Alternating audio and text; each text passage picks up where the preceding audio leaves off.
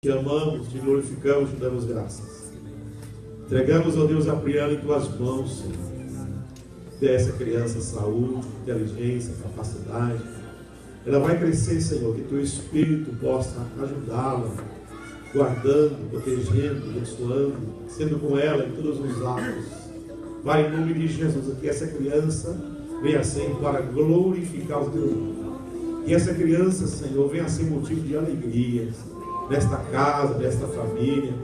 Meu Deus, que milagres venham acontecer, Senhor, aleluia, nesta família, através da vida dela. Pai, nós te damos graças e te louvamos. Pai, ajuda os pais para que eles possam criar essa criança segundo os princípios da tua palavra, e que não venham desviar, Senhor, nem para a direita nem para a esquerda, mas continuar firme na tua presença.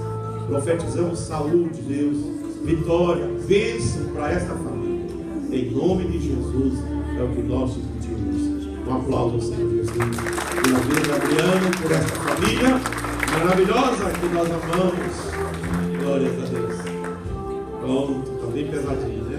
Glória a Deus.